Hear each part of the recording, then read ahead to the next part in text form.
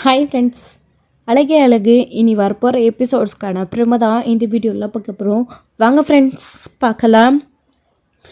தங்கராஜ் இந்த விஷயத்தை பற்றி இப்போதைக்கு அமைதியாக அப்படியே விட்டு வைக்கிறாரு. இன்னும் எத்தனை நாளைக்கு அவன் வீட்டில் விஷயத்த சொல்லாமல் இருக்கான்றத நானும் பார்க்குறேன். கண்டிப்பாக எப்படியும் இப்போதைக்கு அவன் சொல்ல மாட்டான் தான் நினைக்கிறேன்.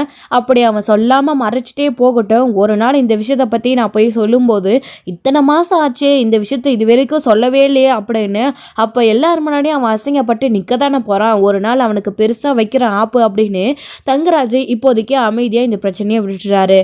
நைட்டு சாப்பிட்டுட்டு போய் தூங்கிடுறாரு. ஸோ மறுநாள் காலையில் எல்லாருமே எழுந்திரிச்சு அவங்கவுங்க வேலையை பார்த்துட்ருக்காங்க. நம்ம மதியும் மலரும் கூட கிச்சனில் வேலை செஞ்சிட்ருக்காங்க.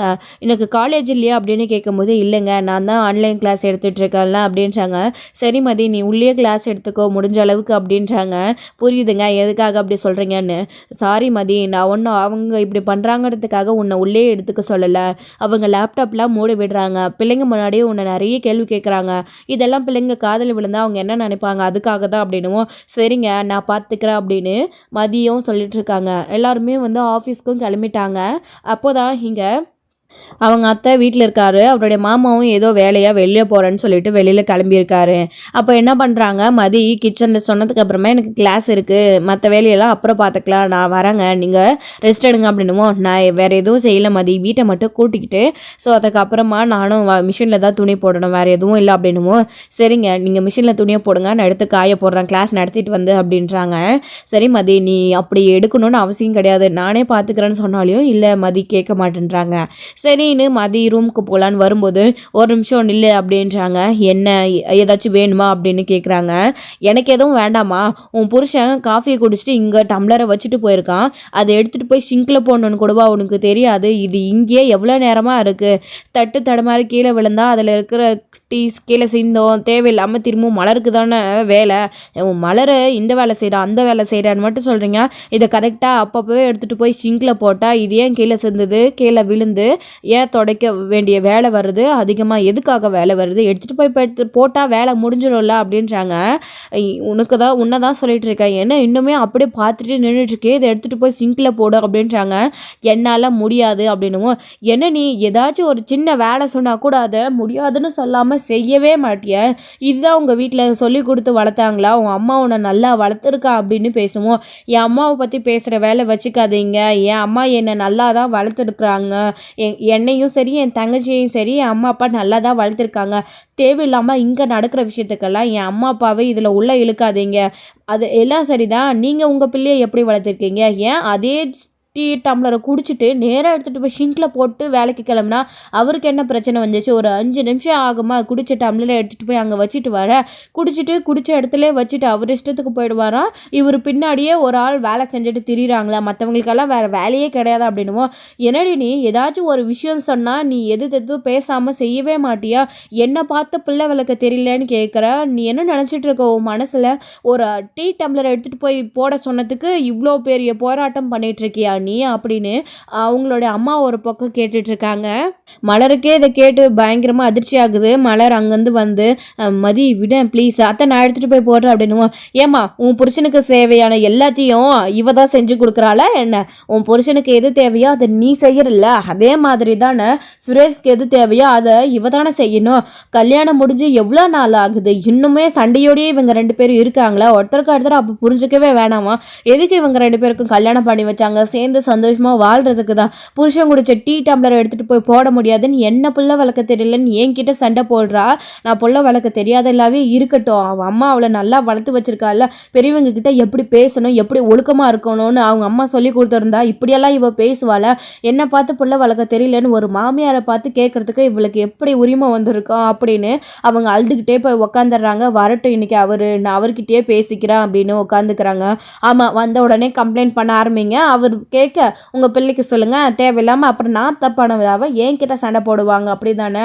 மதி விட நீயாச்சும் அமைதியா அப்படின்றாங்க. பாத்திய மலர இவ எப்படியெல்லாம் பேசுகிறான்னு அப்படின்ட்டு இருக்காங்க. மதி அவங்க பாட்டுக்கு இப்படி பேசினதுக்கு அப்புறமா ரூம்குள்ளே போயிடுறாங்க. சும்மா சிம்பத்தி கிரியேட் பண்ணி அழுதுகிட்டே எல்லாருக்கிட்டையும் சொல்லி இது ஒரு பெரிய பஞ்சாயத்தாக்க போகிறாங்கன்னு சொல்லிட்டு அவங்க பாட்டுக்கு போயிடுறாங்க. கண்டுக்கிறதே கிடையாது. அடுத்து அவங்க அத்தை இருந்துக்கிட்டு பாத்தியா மலரு, பாத்தியா இவ எப்படி பேசிட்டு போறா பாத்தியா, என்ன மலரு பாக்கியராஜையும் சுரேஷையும் நான் ஒழுங்காக வளர்க்கலையா, சித்தார்த்தையும் ஸ்ருதியையும் நான் ஒழுங்காக வளர்க்கலையா, 5 பிள்ளைங்களை பெற்று வளர்த்துருக்குறேன், என்னை பார்த்து நான் ஒழுங்காக பிள்ளை வளர்க்கலன்னு சொல்கிறா. இவ பேசுறதில்ல நியாயமா மலரு, எங்கள் பார் மலரு, இவ கூட மட்டும் நீ சேர்ந்துடாத, தயவு செஞ்சு இவ பேச்சை கேட்டுறாத மலரு. நீ இவ்வளோ நாளாக இந்த வீட்டுக்கு எவ்வளோ நல்ல மருமகளாக நடந்துட்டு இருந்த தெரியுமா, இவ வந்த நாள்லேருந்து நீ கொஞ்சம் கூட சரியில்லை மலரு, எனக்கு தெரியும் இவ பேச்சை கேட்டுட்டு தான் இப்படியெல்லாம் நடந்துக்கிறேன்னு சொல்லிட்டு. இதுக்கு முன்னாடியெல்லாம் இந்த மாதிரி ஏதாச்சும் நடந்திருக்கா சொல்லு. என் மாமியார் வீட்டில் நான் எப்படி எல்லாத்தையும் செஞ்சனோ அதே மாதிரி தானே நீயும் எனக்கு மனசு கோணாமல் இவ்வளோ நாள் செஞ்சுட்டு இருந்த. இவளுக்கு சுரேஷ் குடிச்ச டீ டம்ளர் எடுத்துகிட்டு போய் கஷ்டமாக இருக்குது, எப்படி பேசிட்டு போகிறா பாத்தியா. நான் என்ன இல்லாததை பொல்லாததை சொல்லிட்டேன் நான், நீ செஞ்சதே கிடையாது இதெல்லாம். ஏன் உன் புருஷனுக்கும் சேர்த்தி இந்த வீட்டில் இருக்கிற அத்தனை பேருக்குமே எல்லாத்தையும் நீ தானே செஞ்சிட்ருக்க.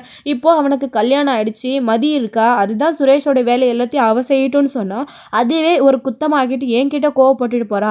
அப்போ இவ என்னதான் வேலை செய்யலான்னு இருக்கா. எல்லாருக்கும் இந்த வீட்டில் சமைக்கிறது மட்டும்தான் அவளுடைய வேலையா, நீ சமைக்கும் போது ஹெல்ப் பண்ணுறது மட்டும்தானா. அப்போ இந்த வீட்டில் அவள் எதுவுமே செய்ய மாட்டாளா. அப்போ மருமகளாக என்னதான் செய்வா அவள் இஷ்டப்படி அவளை விட்டுன்னு அவள் பாட்டுக்கு அவள் வேலைக்கு போகணும், சம்பாதிக்கணும், அவள் இஷ்டப்பட்டதெல்லாம் செய்யணுமா மலரு, நீயே சொல்லு அப்படின்னு இவங்க அத்தை ஒரு பக்கம் மலர்கிட்ட எல்லாத்தையும் சொல்லி வருத்தப்படுறாங்க. அத்தை விடுங்க அத்தை, மதி ஏதோ தெரியாமல் பண்ணிட்டா விட்டுருங்க அப்படின்னவோ, என்ன தெரியாமல் பண்ணிட்டா எல்லாம் தெரிஞ்சுதான் அவன் கேட்டுட்டு போகிறான்னு ரொம்ப வருத்தப்பட்டுட்டு உட்காந்துட்டு இருக்காங்க. மலர் ஒரு பக்கம் வீட்டை கூட்டிக்கிட்டு என்ன ஆகுமோன்னு கிச்சனில் போய் வேலையை செஞ்சுட்டு இருக்காங்க. வெளியில் போன அவருடைய மாமா வீட்டுக்கு வராங்க. வந்ததுக்கு அப்புறமா லட்சுமி என்னாச்சு, ஏன் ஒரு மாதிரியா இருக்க, மலரே குடிக்க தண்ணி கொண்டு வாமானே குடிக்க தண்ணி கொண்டு வந்து கொடுக்குறாங்க. சரின்னு சொல்லிட்டு அவரும் தண்ணியை குடிச்சிட்டு உட்காந்துட்டு இருக்காங்க. என்ன உன்னதான் கேட்குற லட்சுமி அப்படின்னு கேட்கவும் அவங்க ரொம்ப வருத்தப்பட்டு அழ ஆரம்பிக்கிறாங்க. ஏங்க நம்ம 5 பிள்ளைங்களை பெற்று வளர்த்துருக்கோமே, நம்மளுக்கு என்ன பிள்ளைய அங்கே பெற்று வளர்க்க தெரியல அப்படின்னு கேட்குறாங்க. என்னாச்சு ஏன் இப்படி கேட்குற அப்படின்னு சொல்கிறாங்க. மலரே என்ன நடந்துச்சு அப்படின்னுவோம். மாமா அது வந்து அத்தை விடுங்க அத்தை அப்படின்னுவும், ஏங்க சுரேஷ் டீ டம்ளரை குடிச்சிட்டு இங்கே வச்சுட்டு போனால் அதை எடுத்துகிட்டு போய் உன்னால் ஷிங்கில் போட முடியாதான்னு கேட்டதுக்கு அந்த பேச்சு பேசுகிறாங்க. ஒரு வேலை கூட எதிர்த்து பேசாமல் உன்னால் செய்ய முடியாதான்னு கேட்டதுக்கு அதே பிள்ளை உங்களுக்கு பிள்ளை வளர்க்க தெரிஞ்சிருக்கா, நீங்கள் எடுத்துகிட்டு போய் ஷிங்கில் உங்கள் பிள்ளையை போட சொல்ல வேண்டி சொல்லி கொடுத்து வளர்க்க வேண்டியது தானே கேட்டுட்டு போகிறாங்க. ஒரு ஆம்பளை பிள்ளை எல்லா வேலையும் செய்வானாங்க, பொட்டப்பிள்ளை தானுங்க எல்லாத்தையும் செய்யணும். ஏன் நான் செய்யலையாங்க, ஏன் மாமியாருக்கு பிடிச்ச மாதிரி நான் நடந்துக்கலையாங்க, எத்தனை வருஷங்க கூட குடும்பம் நடத்திருக்கிறேன், என்னை பார்த்து இப்படி கேட்டுட்டாங்கன்னு அவங்க ரொம்ப வருத்தப்பட்டாலும் இந்த அளவுக்கு ஆயிடுச்சா. மதின்னு கூப்பிட்டுட்டே இருக்காங்க. அத்தனை கூப்பிட்டாலே ஆரம்பிச்சிட்டாங்கன்னு ஒரு செகண்ட் கூட ஆன்லைன் கிளாஸ் போயிட்டு இருக்குன்னு எந்திரிச்சு வெளியே வர்றதே கிடையாது. இவ்வளோ தூரம் கூப்பிட்றனே ரூமில் தான் நான் இருக்கா, அவள் வெளியே வர முடியாதான்னு கேட்குறாங்க மலர்கிட்ட அவருடைய மாமா. இல்லைம்மா அதோ நான் போய் என்னென்னு பார்க்குறேன், ஆன்லைன் கிளாஸில் நடத்துகிறேன்னு மதி போனா அப்படின்னவும் மதின்னு ரூம் கதவை அத்தனை டைம் தட்டுறாங்க. கதவு ஓப்பன் பண்ணுறாங்க. ஒரு நிமிஷம் அப்படின்னு பிள்ளைங்க கிட்ட சொல்லிட்டு, மதி உன்னை தானே மாமா கூப்பிட்றாரு வா மதி அப்படின்னுமோ. ஏங்க நடந்த விஷயத்த திரும்பவும் தேவையில்லாமல் பஞ்சாயத்து ஆக்குவாங்க. எனக்கு இப்போ முக்கியமான கிளாஸ் போயிட்டுருக்கு, என்னால் வர முடியாது, நீங்கள் போங்க, அவங்க கத்தனா கத்திக்கிட்டு இருக்கட்டும்னு அவங்க பாட்டுக்கு கதவை சாத்திட்டு போயிடுறாங்க. போய் எக்ஸைட்டை காதில் மாற்றிட்டு உட்காந்து பிள்ளைங்களுக்கு கிளாஸ் எடுத்துகிட்டு இருக்காங்க. அப்புறமா மலர் வராங்க. என்ன வந்தாலா இல்லையா அப்படின்னுமோ, அத்தை அவள் கிளாஸ் நடத்திட்டு இருக்கா. ஓ அப்போ வீட்டில் இருக்கிறவங்க பெரியவங்க கூப்பிட்டா கூட எழுந்திரிச்சு வர முடியாத அளவுக்கு முக்கியமான வேலை செஞ்சிட்ருக்காள, என்ன பொல்லாத வேலை அப்படின்னு உட்காந்துட்டு இருக்காங்க. ஏங்க விடுங்க, நாம் எதுக்கு அவங்களெல்லாம் கேள்வி கேட்டுக்கிட்டு, நாம் கேள்வி கேட்கறதுனால தான் தப்பானவங்களா இருக்கோம், அவங்க இஷ்டப்படி இருக்கட்டும் விட்டுருங்க. இது பாக்கியராஜ் சுரேஷம் வந்தால் கூட அவங்கக்கிட்ட கூட சொல்லிடலாம், நீங்கள் கூட எப்படி வேணாலும் நடந்துக்குவாங்கடா, உங்கள் பெண்டாட்டிக்கு கூடவே நீங்கள் சமைச்சு கொடுங்க, துணி துவைச்சு கொடுங்க, எல்லாமே பண்ணுங்க, நாம் எதுவுமே கேட்கக்கூடாதுன்னு சொல்லிடலாம் அப்படின்னு இருக்கோம். அதான் ஏன் இப்படியெல்லாம் பேசுகிறீங்க அப்படின்னு. பின்னமா இப்படியெல்லாம் நடந்துக்கணுன்னு தான் உங்களுக்கு ஆசையாக இருக்குது போல இருக்குன்னு அந்த சொம்பை தூக்கி எறிகிறாரு. அப்படி கீழே போய் அது தண்ணி சிந்தி கொட்டி கிடக்குது. துடைக்கலான்னு மலர் போனவங்க அதை துடைக்கிறாங்க. சொம்பு எடுக்கலான்னு போகும்போது எடுக்காதான்னு அவருடைய மாமா கத்திடுறாரு. அதுக்கப்புறம் மலர் அதை அங்கேயே வச்சுட்டு அமைதியாக வந்துடுறாங்க. கிச்சனில் பயந்துட்டே நின்றுட்டுருக்காங்க. ஈவினிங் கிளாஸ் அதாவது ஸ்கூல் முடிஞ்சதுக்கு அப்புறமா பாப்பாவை கூட்டிகிட்டு பாக்கியராஜ் வராரு, ஸ்ருதி வராங்க. பாப்பா அப்படின்னு கூட்டிகிட்டு போகிறாங்க ரூம்குள்ளே. சொம்பெல்லாம் கீழே கிடக்கிறத பார்த்துட்டு பாக்கியராஜ் போயிட்டு என்னாச்சுப்பான்னு சொம்பை எடுத்துகிட்டு வராங்க. அப்போது சுரேஷும் வராரு. கொஞ்ச நேரத்துல இவங்க அம்மா அழுதுகிட்டே உட்காந்துட்டு இருக்காங்க. முக்கியமாக பிள்ளைங்களை பார்த்த உடனே இன்னும் ஜோராக அழ ஆரம்பிக்கிறாங்க. ட்ராமா பண்ண ஸ்டார்ட் பண்ணிட்டாங்கன்னு மதி நினச்சிட்டே தான் இருக்காங்க. ஆல்ரெடி கிளாஸ் முடிஞ்சு அவங்க ரூம்குள்ளே தான் இவ்வளோ நேரமாக இருந்தாங்க.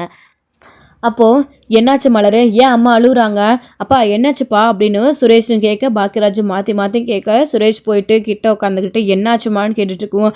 ஏன் சுரேஷே, நான் உன்னை ஒழுங்காக வளர்க்கலையாடா அப்படின்னு கேட்குறாங்க. ஏமா இப்படியெல்லாம் கேட்குறீங்க, என்னம்மா ஆச்சு உங்களுக்கு அப்படின்னு சுரேஷ் கேட்குறாரு. அதே கேள்வியை பாக்கியராஜும் கேட்குறாரு. என்னாச்சு மலர், என்னாச்சுமா, எங்கள் எல்லாரையும் நீங்கள் நல்லா தானம்மா வளர்த்துருக்கீங்க அப்படின்னுவோம். ஆனால் நான் பிள்ளை வளர்க்க தெரியாதவன்னு சொல்கிறாடா அவ அப்படின்னுவோம். யாருமா அப்படின்னு கேட்கவும், மதிதாண்டா அப்படின்றாங்க. என்னாச்சா நீ தேவையில்லாமல் ஏதாச்சும் அம்மா கிட்ட வம்பு கிழித்தாளா அவ அப்படின்றாங்க. இல்லை சுரேஷ், அது எங்கள் சுரேஷ் காலையில் குடிச்சு வச்சுட்டு போன டீ டம்ளர் அங்கேயே இருந்துச்சு, நானும் கவனிக்கலைங்க, வீடு பெருக்கிட்டு இருந்தேன்னா அத்தை மதியம் கூப்பிட்டு அதை எடுத்து வைக்க சொன்னாங்க, அதுக்கு மதியம் முடியாதுன்னு சொல்லிட்டாங்க அப்படின்னுவோம். சே, ஏன் அண்ணி ஒரு டீ டம்ளரை கூட அவளால் எடுத்து வைக்க முடியாதா அண்ணி, அதுக்கு கூட சண்டை போடணுமா அம்மா கிட்ட, அம்மாவை பார்த்து எப்படி அவள் பிள்ளை வளர்க்க தெரியாதவன்னு கேட்க முடியும், அவங்க வீட்டில் அவளை ஒழுங்காக வளர்த்துருக்காங்களாமா அப்படின்னுவோம். இந்த கேள்வியை நான் கேட்டதுக்கு தாண்டா என்ன திருப்பி கேட்குறாவ. அப்போ இந்த வீட்டில் ஒரு மாமியாராக எனக்கு கேள்வி கேட்குற உரிமை கூட கிடையாதா, என் மாமியாரெல்லாம் என்னை எப்படி நடத்துனாங்க தெரியுமா, பரவாயில்லடா நான் பிள்ளை வளர்க்க தெரியாதவளாவே இருக்கேன், உங்கள் பொண்டாச்சி பேச்சை மட்டும் நீங்கள் கேட்டு நடந்துக்கோங்க, ஏங்க விடுங்க, நீங்களும் நாங்களும் எங்கேயாச்சும் போய் அனாதாசிரமத்துக்குள்ள நம்ம இருந்துக்கலாம், நம்ம சித்தார்த்தையும் கூட்டிகிட்டு போடலாம், வேணா பேசாமல் இவங்களுக்கு சொத்தெல்லாம் பிரித்து கொடுத்துடலாம் அப்படி இப்படின்னு அவங்க அம்மாவை பார்க்க அழுகவும். அதுக்கு இங்கே பாக்கியராஜ் இருந்துக்கிட்டு, அப்பா இப்போ என்ன அவசியம் வந்துச்சு, அதுக்கெல்லாம் ஒன்றும் இல்லைம்மா, விடுங்க, தேவையில்லாமல் இதுக்கு எதுக்கு சொத்தை பிரிக்கணும் அப்படி இப்படின்னு பேசிகிட்டு இருக்கீங்க அப்படின்றாங்க. என்ன தைரியம் இருக்குது அவளுக்கு. மதி இங்கே எழுந்திரிச்சு வெளியே வான்னு சுரேஷ் பயங்கரமாக கத்துறாங்க. காலையிலேருந்து நானும் இப்படி தாண்டா கத்திட்டு இருக்கேன், அவள் எந்திரிச்சு என்னன்னு கூட ஒரு வார்த்தை கேட்கல அப்படின்ட்டு இருக்காங்க. அவ்வளோ திமிராகி போச்சா அவளுக்கு அப்படின்னு உள்ளே போயிட்டு கதவை தட்டுறாங்க. இப்போ கதவை திறக்கிறையா இல்லை உடைக்கவான்னு சுரேஷ் பயங்கர கோவத்தோட கத்தவும், அப்புறம் மதி வெளியில் வராங்க. வாங்க அப்படின்னு வேகமாக கூட்டிகிட்டு வராங்க. என்ன நடந்துச்சு, என் அம்மாவை பார்த்து நீ எப்படி அப்படி கேட்கல அப்படின்றாங்க. நான் என்ன தப்பாக கேட்டுட்டேன், நான் எதுவும் தப்பாக கேட்கலையே, நான் உன் நியாயப்படி தானே கேட்டேன், என்னை பார்த்து என் அம்மாவை பார்த்து என் அம்மாவை என்னை ஒழுங்காக வளர்க்க தெரியலன்னு சொல்லும்போது அப்போ நானும் கேட்க தானே செய்வேன் அப்படின்னுவோம். உனக்கு என்ன அவ்வளோ வாய் கொழுப்பு திமிராகி போடுச்சு, ஏன் பெரியவங்க கிட்ட கூட உன்னால் விட்டு கொடுத்து போக முடியாதா, பெரியவங்கன்னா அப்படி தான் பேசுவாங்க, புருஷன் கொடுத்து டீ டம்ளர் எடுத்துகிட்டு போய் போட உனக்கு எவ்வளோ நேரம் ஆகும், அப்போ இந்த வீட்டில் நீ என்ன வேலை தான் செய்வேன், சும்மா தான் இருக்க போறியா, உன் இஷ்டத்துக்கு நீ வேலையை செஞ்சுக்கிட்டே என் அம்மா கேட்டதில் என்ன தப்பு, இப்போ என் அம்மா கிட்ட நீ ஒழுங்கு மரியாதை சாரி கேட்கணும் அப்படின்னுவோம். என்னால் சாரி கேட்க முடியாது, தேவையில்லாத ஒரு சின்ன விஷயத்துக்கு சிம்பத்தி கிரியேட் பண்ணி எல்லாருக்கிட்டையும் அழுது நாடகம் ஆடிட்டு உட்காந்துட்டு இருக்காங்க. வேணும்னே உங்களெல்லாம் இப்படி கோவப்படுத்தி பார்க்கணும், நான் தப்பானவன் உங்ககிட்ட காட்டணுன்றதுக்காகவே இப்படி ஃபீல் பண்ணி அழுகுறாங்க, அவங்க நடிக்கிறாங்க அப்படின்னுவோம். இங்கே பாரு, இதுக்கு மேலே ஒரு வார்த்தையை அம்மாவை பார்த்து பேசினா அவ்வளோதான் அப்படின்னு சுரேஷ் அடிக்க கைவோங்கவும் பாக்கியராஜ் ஓடி போய் தடுக்கிறாரு. ஹே சுரேஷ், என்னடா பண்ணிட்டு இருக்க நீ, அமைதியாரடா அப்படின்றாங்க. மதியம் உனக்கு என்ன ஆச்சு, இது ஒரு சின்ன விஷயம் தானே, டம்ளரை உன்னால் எடுத்துகிட்டு போய் போட முடியல, அமைதியாக போயிருக்க வேண்டியது தானே, எதுக்காக இப்படி அத்தை கிட்ட நீ சுரேஷை இப்படி ஒழுங்காக வளர்க்கலன்னு திருப்பி கேள்வி கேட்குற, உங்கள் பிள்ளை எடுத்துகிட்டு போய் போகக்கூடாதான்னு கேட்குற. இங்கே பாரு மதி, 1000 தான் இருந்தாலையும் அவங்க ஆம்பளைங்க வேலைக்கு வெளியில் போகிறவங்க அவங்க அப்படி தான் நடந்துப்பாங்க, நாம் தான் கொஞ்சம் அட்ஜஸ்ட் பண்ணி நடந்துக்கணும், இந்த சின்ன விஷயத்துக்கு ஏன் இவ்வளோ பெருசாகிற, ஒரு சாரி தானே கேட்டுற அப்படின்னும். என்னால் சாரி கேட்க முடியாதுங்க, சாரி கேட்டு தான் நீங்கள் இந்த நிலைமைக்கு நிற்கிறீங்க, உங்களை மாதிரி அடிமையாக இந்த வீட்டில் என்னால் இருக்க முடியாது, நீங்கள் வேணா அப்படி இருந்துக்கோங்க, நீங்கள் அவரை விரும்பி கல்யாணம் பண்ணிட்டு வந்தீங்க, அதனால உங்களுக்கு இப்படி இருக்கணுன்ற அவசியம் உங்கள் சூழ்நிலை எனக்கு புரியுது, ஆனால் நானும் அதே மாதிரி இருக்கணும்னு எனக்கு அவசியம் கிடையாதுல்ல, அவங்களா தேடி வந்து தான் என்னை கல்யாணம் பண்ணிட்டு வந்தாங்க, நான் ஒன்றும் அவங்க வீட்டுக்கு கல்யாணம் பண்ணிட்டு வரேன் அவங்க பிள்ளையன்னு சொல்லலை, அப்படி இருக்கிறப்போ எனக்கு என்ன அவசியம் வந்துச்சு அப்படின்னு கேட்கும்போது வீட்டில் இருக்கிற எல்லாருமே ரொம்ப ரொம்ப அதிர்ச்சி ஆகிடுறாங்க. பாத்தியாட சுரேஷ், இவ எப்படி பேசுகிறான்னு பாத்தியா, அவளே தேடி இந்த வீட்டுக்கு வரலையா, மலர் அப்படி வந்ததுனால தான் மலரை நம்ம கொடுமை பண்ணுறோமா, இவளை நாம் தேடி போய் கல்யாணம் பண்ணிட்டு வந்தோமா, அப்போ இவளை இந்த வீட்டில் மகாராணி மாதிரி வச்சுட்டு இருக்கணும்னு இவ சொல்கிறா, பாத்தியா அவள் சாரியும் கேட்க தேவையில்ல, ஒன்றும் கேட்க தேவையில்ல, விடுப்பா, நான் தான் தப்பு பண்ணிட்டேன், நான் வேணா அவள் காலில் விழுந்து மன்னிப்பு கேட்கட்டுமா அப்படின்றாங்க. லட்சுமி என்ன பேசுகிற நீ அப்படின்னு அவருடைய ஹஸ்பண்ட் சொல்கிறாரு. சுரேஷ் பாக்கியராஜ் இருந்துக்கிட்டு, என்னம்மா பேசுகிறீங்க, நீங்கள் வாயில் கூட அப்படி ஒரு வார்த்தை வரக்கூடாதுமா, நீங்கள் என்னம்மா தப்பு பண்ணீங்க, நீங்கள் எந்த தப்பும் பண்ணலம்மா, நீங்கள் இவ்வளோ நாள் எப்படி இருக்கீங்க, எப்படி நடந்துப்பீங்கன்றது எங்கள் எல்லாருக்குமே நல்லா புரியும். அண்ணியும் அது எல்லாத்தையும் புரிஞ்சுக்கிட்டு தான் அதுக்கேற்ற மாதிரி நடந்துக்கிறாங்க. ஆனால் இவளுக்கு அந்த தன்மை கொஞ்சம் கூட கிடையாதும்மா. இவளுக்கு சரியான ஈகோ, இவ திமிர் பிடிச்சவ, அப்படி நடந்துக்க முடியாததுனால தான் அப்படி எல்லாம் பேசுகிறா. இல்லைண்ணா, இதுக்கு மேலே இது சரிப்பட்டு வராது. நானும் இவகிட்ட எவ்வளோ நாள் சொல்லி பார்த்துட்டேன், இந்த மாதிரி நடந்துக்காத, கொஞ்சம் விட்டு கொடுத்துப்போ, அவங்களுக்கு ஏற்ற மாதிரி நடந்துக்கோன்னு. சரியாக இருக்கிற அண்ணியையும் அவக்கு எடுத்து விட்டுருக்கா, அன்னிக்கு சொல்லி கொடுத்துட்ருக்கா, தேவையில்லாமல் அண்ணியையும் திட்டு வாங்க வச்சிட்ருக்கா. இல்லை இது சரி வராது, முதல்ல கிளம்பு அப்படின்றாங்க. நான் ஏன் போகணும்னு மதி சொல்லிட்டு இருக்காங்க. இதுக்கு மேலே ஒரு நிமிஷம் இந்த வீட்டுக்குள்ளே நின்று பேசிட்டு இருந்தேன்னா அவ்வளோதான், நடக்கிறதே வேறையாக இருக்கும். ஒழுங்கு மரியாதை இங்கேருந்து போயிடு, மன்னிப்பு கேட்டுட்டு இந்த வீட்டில் இரு, இல்லைன்னா கிளம்பு அப்படின்னுவோம். என்னால் மன்னிப்பு கேட்க முடியாதுன்னு மதி கடைசி வரைக்கும் சொல்லிடுறாங்க. அப்போ இந்த வீட்டிலே இருக்காத, அவங்க வீட்டை விட்டு முதல்ல வெளியே போகணும். சுரேஷ் கையை பிடிச்சி இழுத்து விட்டுடுறாங்க. மதி கையை உதவி விட்டுட்டு விடுங்க அப்படின்னு அவங்க பாட்டுக்கு இதை ஒரு விஷயமாகவே எடுத்துக்காத அவங்க பாட்டுக்கு போயிட்டே இருக்காங்க. இவ்வளோ நாள் க்ளோஸாக ஜாலியாக பேசிட்டு இருந்த மலர்கிட்டே கோவப்பட்டு என்னால் முடியாதுன்னு சொல்லிட்டு நீங்கள் வேணால் அடிமைத்தனமாக இருந்துக்கோங்க, என்னால் அப்படி இருக்க முடியாதுன்னு எதிர்த்து பேசிட்டு அவங்க பாட்டுக்கு கிளம்பி போயிட்டே இருக்காங்க. ஏன் மலரே மதி இப்படி நடந்துக்குது, சொல்லி புரிய வைக்கலாம்ல அப்படின்னும். ஏங்க நான் எவ்வளவோ சொல்லி பார்த்துட்டேங்க, மதி அது கேட்கவே மாட்டேன்றா அப்படின்ட்டாங்க. சாதாரண ஒரு டம்ளரை எடுத்து வைக்க முடியாதா மதியினால்? சின்ன சின்ன விஷயத்துக்கெல்லாம் சண்டை போட்டால் எப்படி மலரு? மதி இதை புரிஞ்சுக்கணும்ல. இதை நீ சொன்ன மாதிரி நான் சொன்னால் என்கிட்டயும் மதி கோவத்துக்கு தான் வருவா அப்படின்னுமோ. அண்ணா, அவளுக்கு யாரும் எடுத்து சொல்ல தேவையில்லைண்ணே, அவள் இஷ்டப்படி இந்த வீட்டில் இருக்கிறதுக்கு அவளுக்கு எந்த உரிமையும் கிடையாது. நம்ம சொல்கிற பேச்சு கேட்டதா அவள் இருக்கணும். அப்படி இருக்கிறது இருந்தால் இந்த வீட்டில் இருக்கட்டும், இல்லைன்னா கிளம்பி போட்டும் விடுங்கண்ணே அப்படின்னு சுரேஷ் இழுத்துட்டு போய் விட்டதுக்கப்புறம் அவங்க பாட்டு கிளம்பி போயிட்டே இருக்காங்க. ஸோ இதோட இந்த எபிசோடு வந்து முடிச்சிருக்காங்க. அடுத்தடுத்த எபிசோட்ல இனி என்ன நடக்க போகுது அப்படின்றதெல்லாம் வெயிட் பண்ணி நெக்ஸ்ட் வீடியோல பார்க்கலாம் ஃப்ரெண்ட்ஸ். இந்த வீடியோ உங்களுக்கு பிடிச்சிருந்தா லைக் பண்ணுங்க, ஷேர் பண்ணுங்க, கமெண்ட் பண்ணுங்க, மறக்காம பெல் ஐக்கானை கிளிக் பண்ணி வச்சுக்கோங்க.